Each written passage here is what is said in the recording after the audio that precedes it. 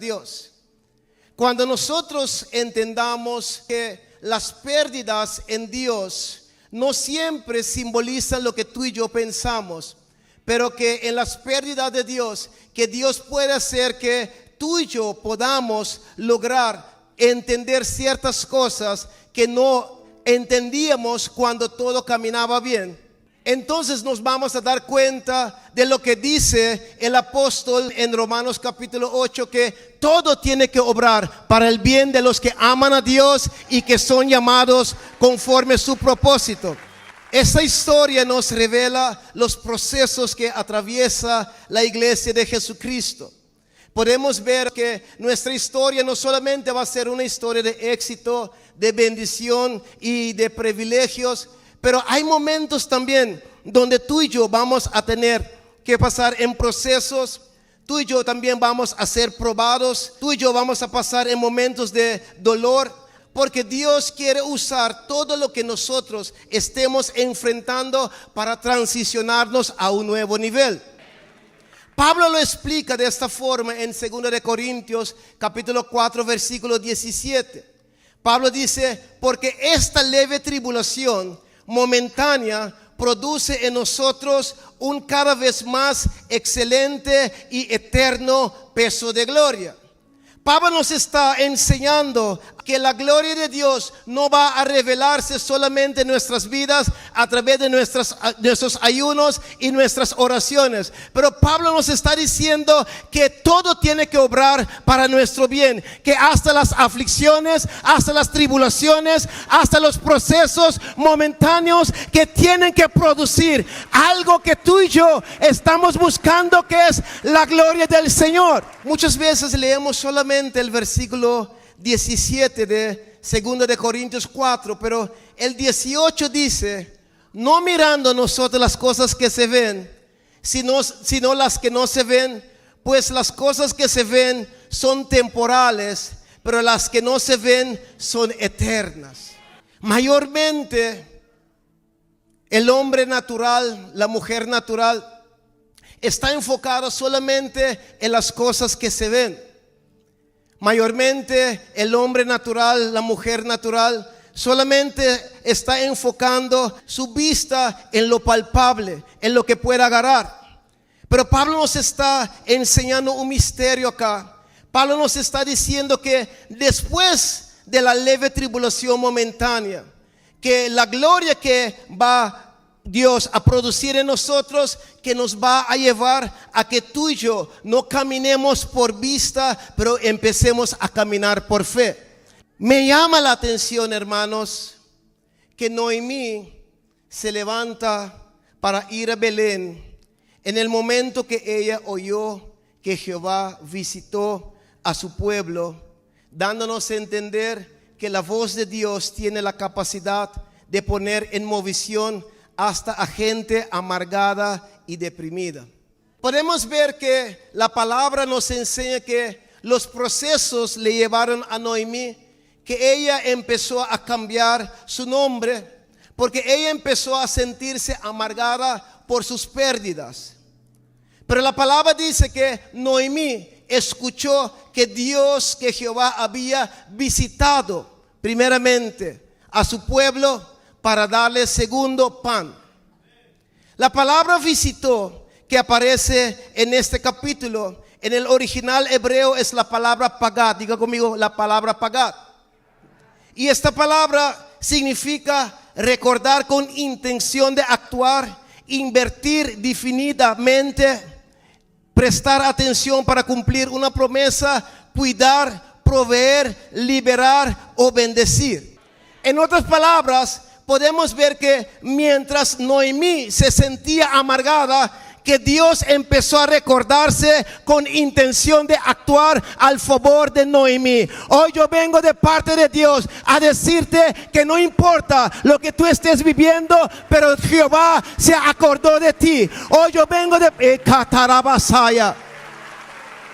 Hoy yo vengo a decirte que Dios se ha acordado de nosotros. También esa palabra significa prestar atención, para cumplir una promesa. Dios, hermanos, está prestando su atención para cumplir todo lo que Él nos ha prometido.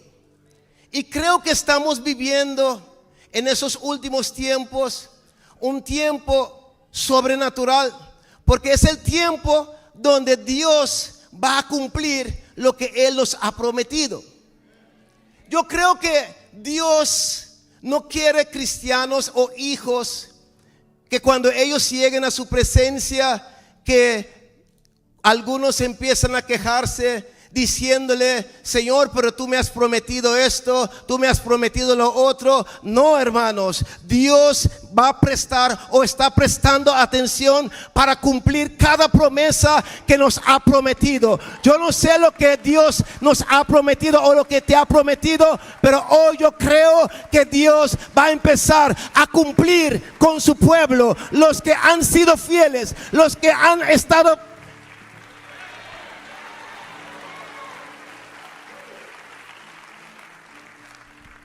Noemí escuchó la voz de Dios, y cuando ella escuchó la voz de Dios, hizo que ella pudiera levantarse. Ella estaba en amargura. Yo pienso que la amargura también trajo a su primo depresión. Yo pienso que ella estaba desenfocada hasta que ella escuchó la voz de Dios.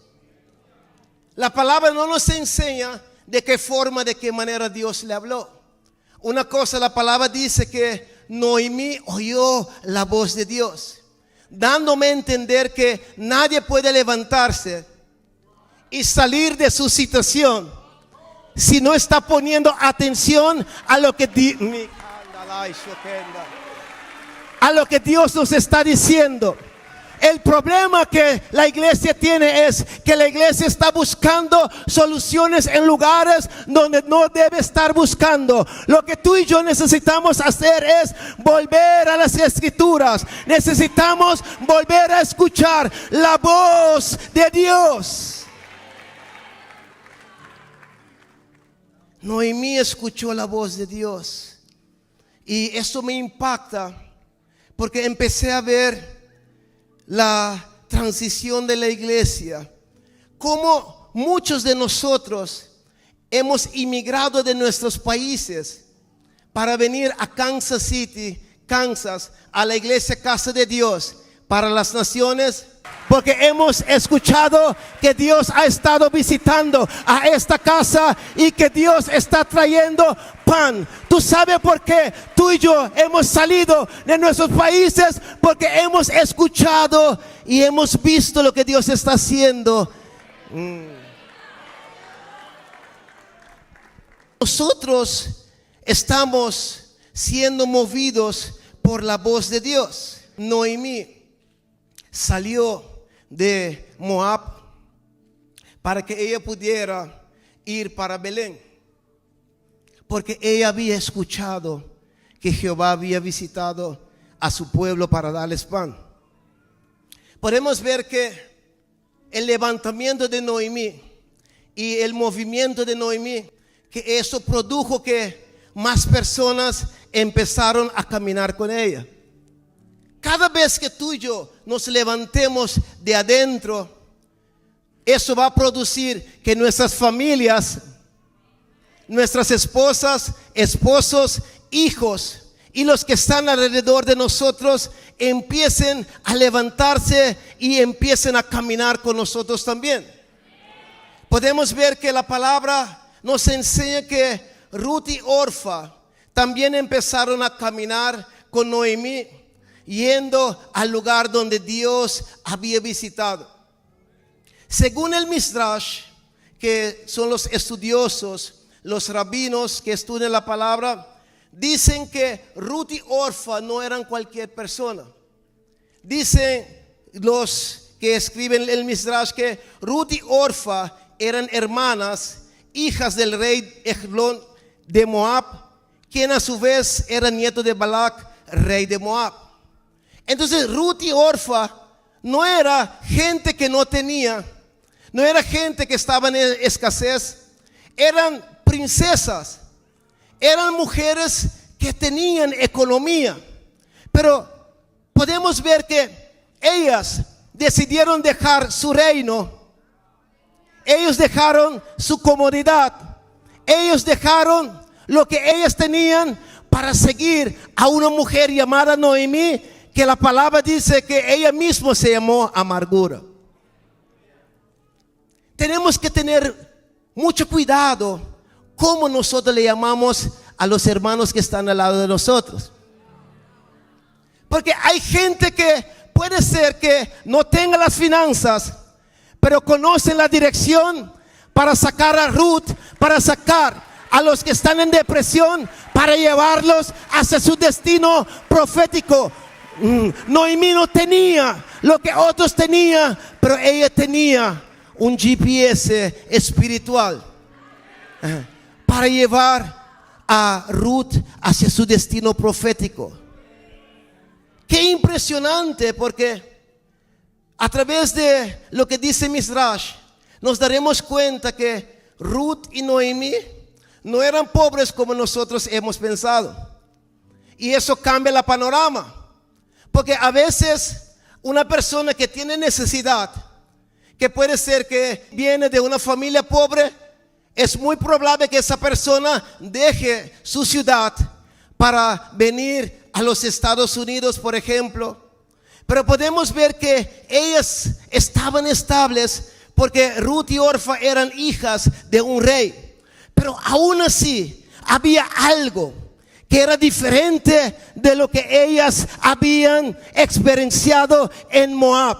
Había algo que Noemí estaba cargando, que Ruth y Orfa tomaron la decisión de que yo no voy a quedarme en mi zona de confortabilidad. Yo no voy a quedarme en el lugar donde yo veo provisión, pero yo voy a moverme detrás de esta mujer, porque el Dios de esta mujer tiene algo diferente. El Dios Ikataya Utarabakatorebashenda.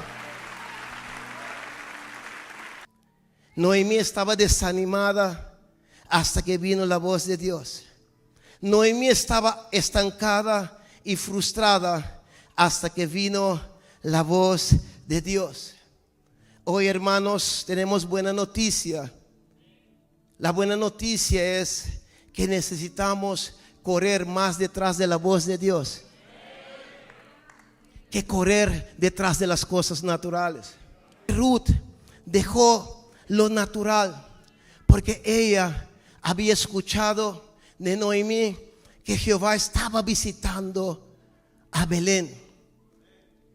Cuán importante es, hermanos, estar en un lugar donde Dios nos visita.